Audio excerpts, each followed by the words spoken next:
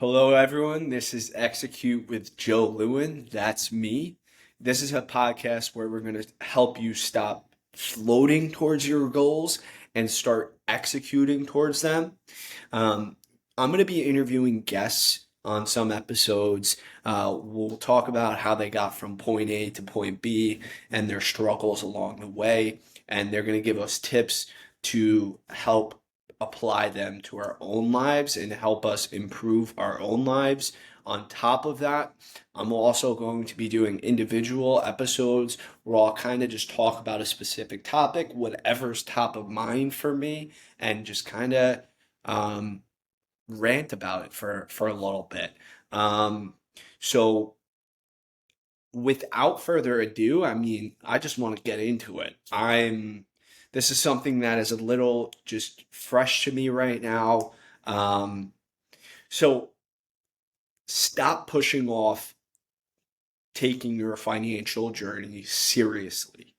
Stop pushing off taking financial wealth seriously and building wealth. Money is something that needs to be taken very seriously, and I think it especially needs to be taken seriously now.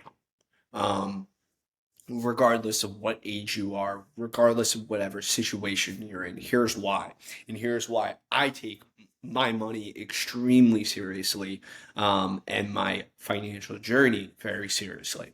So I want to use that kind of like an analogy, right? There's a ladder. Now, this ladder is how you get to the success you want to be, right? The whatever you want to do, right? How you get wealthy, right? In America. So there's a ladder. Now that ladder has only gotten further and further away, right? It's like the ladder is just kind of floating upwards, and it's getting harder and harder to reach that ladder. Like, look at, so I'm 25, um, right? My parents didn't necessarily have to go to college in order to get good, well-paying jobs, buy a house in the suburbs. Guess what? That house doubles in value, and boom, now they're, have some money in the bank, and they have an asset and everything else. So this was back when I feel like people kind of just, worked hard, but I think it was easier back then, right? I think the dollar wasn't as inflated as it is now. It's Your purchasing power is getting less and less, right? And that's why over the years things have gotten more expensive, including things like education, right? Education has outpaced inflation for years. Now, so when our parents went to graduated from high school, it wasn't like um, so popular to go to college, right? They could have got a job out of high school. Um, and when I went to high school, it was unheard of for anyone to not go to college after high school. Um, it wasn't like a common thing. And now not only do a lot of people go to college, they also get their master's degree, they also get whatever other degree. And that piece of paper, like I have the degree behind me, right? Doesn't mean jack. It doesn't mean jack. It's a piece of paper, right? Um, but that piece of paper, I feel like there was a point where that piece of paper was extremely important. And then as more and more people went to college, it became less important, right? Just simple competition. Um, so as more and more people are competing in the marketplace, um, that paper is, it's not like, oh, this person went to college, let's like give them a job immediately. No, it's like you went to college, but why weren't you in clubs? Oh, you went to college, but uh, that's like the standard is getting more and more stringent, right? So that's what I'm trying to say is that ladder to wealth, that ladder to success is harder to reach And I think with each day, with each year, it is becoming harder and harder to reach, right? I just paid gas today, filled up my tank, $4 a gallon, right? A few years ago, gas was $2 a gallon. Gas is a very easy measurement to see how the economy is and everything. On top of that, you have home prices, right? So the average home buyer, and I hope I'm quoting it right, right? Um, in order to first time home buyers are the oldest they've ever been on average. So uh, you would think like, when's average American going to buy their first house? Well, it's actually at 37 years old is the average American. Um, that's just telling you that as people are going through their day to day, it's harder for them to meet their financial targets. I don't think that's like I don't think most people want to rent. I don't think most people want to struggle. I think they want to be financially free, and I don't think they want to be a slave to their rent payment. I don't think they want to even be a slave to their mortgage or to their job. But um, I think it's important to really take this seriously as soon as possible because I really believe that um, our dollar is becoming worsened by our government, right? Um, and the the devaluation of the dollar, what does that do, right? Well, it makes hard assets worth more money. Um, because those hard assets can be transferred to anything, right? They can be transferred to different currencies. And the thing is, the dollar compared to other currencies is still strong, but that's not going to last forever. And one thing Warren Buffett does say, Warren Buffett, super smart guy, he talks about in recessions and inflation. And I don't know the exact quote, but he basically is like, as long as you have a skill, that skill can be traded for whatever the currency is, even if the currency is like seashells. Um, if your skill provides value to the marketplace, then you'll be able to get something in return for it, right?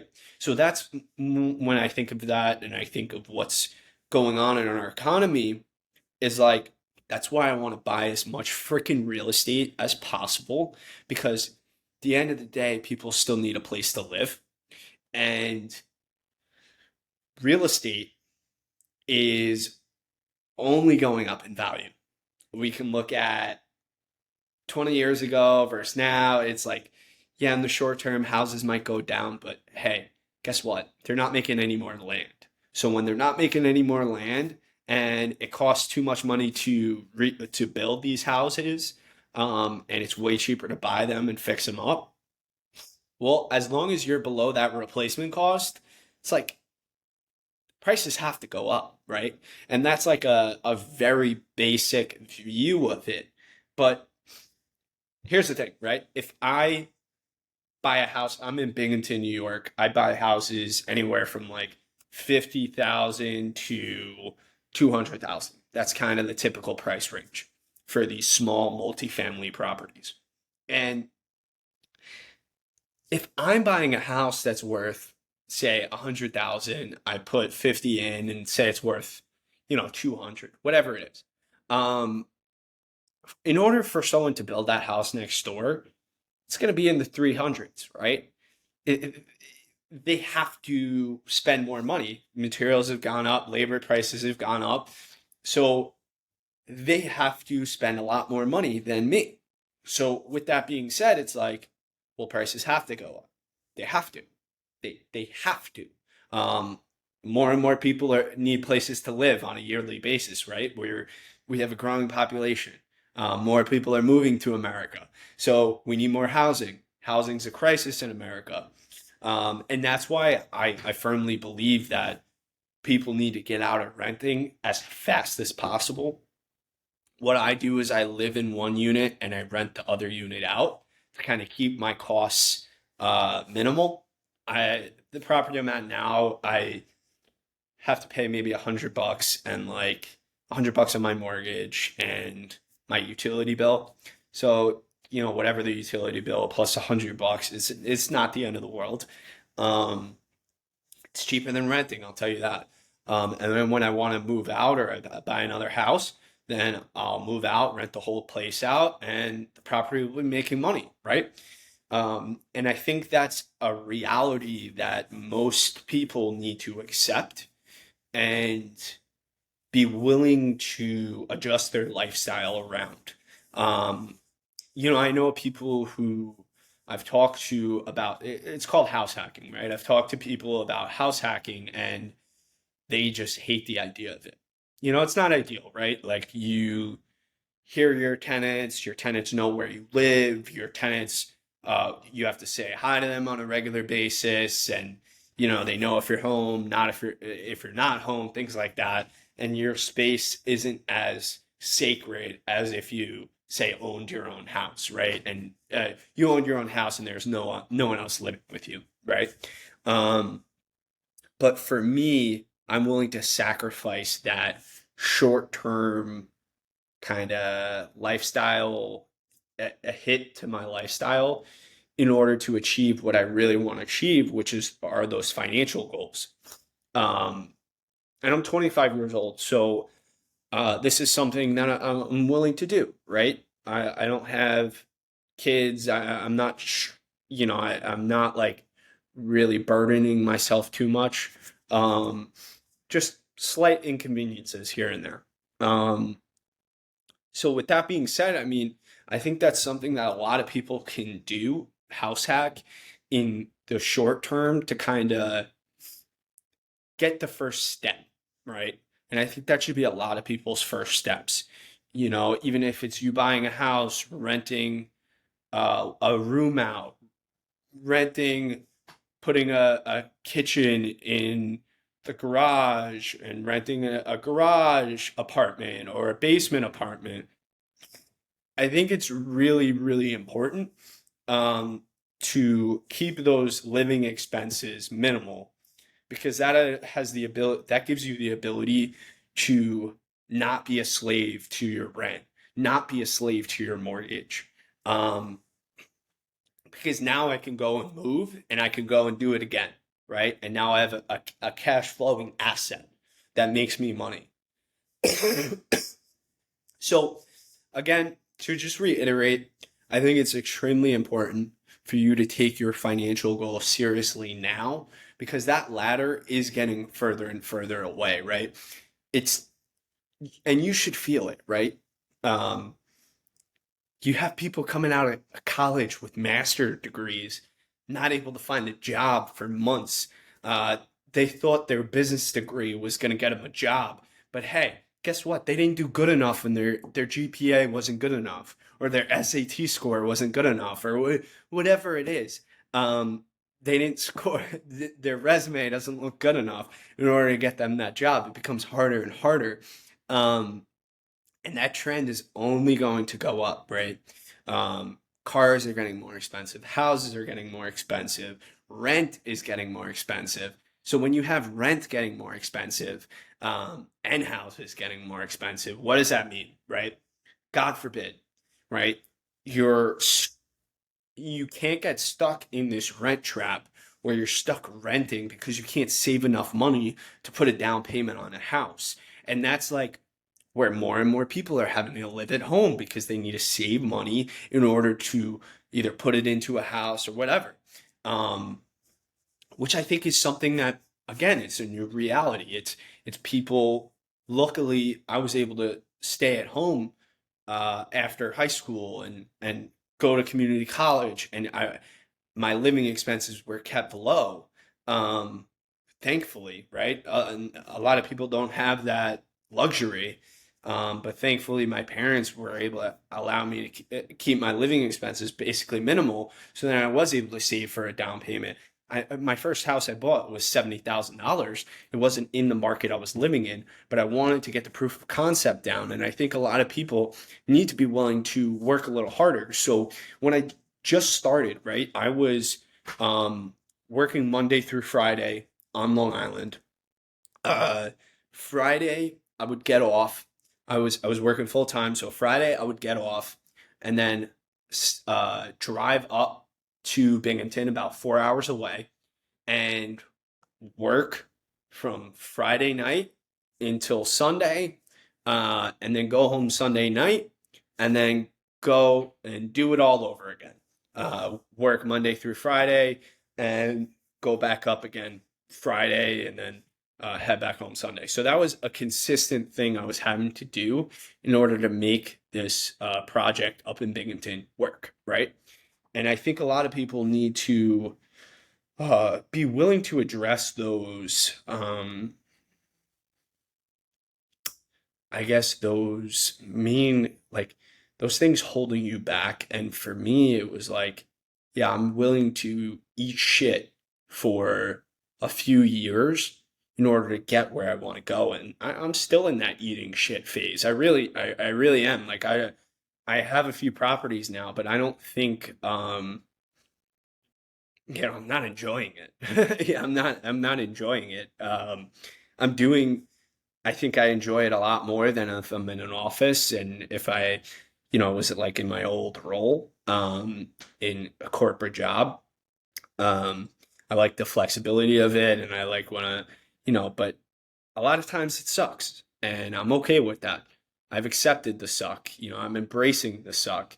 Um, so with that being said, I think just a lot of people can not be afraid to embrace the suck, embrace the shitty side of things, and be willing to, um, you know, not go out, not party, not have as much fun in the short term to build a life they really want to build. Because I firmly believe that that life is only getting further and further away as you push off your the seriousness of achieving your goals. And that's why I take my journey and my financial well-being very seriously, because I do believe that it is only getting further and further away as the dollar has less and less purchasing power, costs go up, and more and more people are being forced to live off the government. More and more people are not independent um, of themselves. They need, food stamps, they need Section 8, they need welfare, whatever it may be. Those programs are only increasing in applications. Um, and that's just a sign of people struggling. Um, so, with that being said, just take it seriously. I think the time is now. Remember that analogy of that ladder. Every day you don't take your journey seriously, that ladder is only getting further and further away. On top of that, uh, as you grow and your life, as you get older, you start adopting new responsibilities and it becomes harder and harder. These sacrifices become more and more as you get older. So that's why I made a promise with myself to accept those sacrifices for what they are now, because in the future, I know I'll be able to reap the rewards. So, with that, have a good day. See you next time.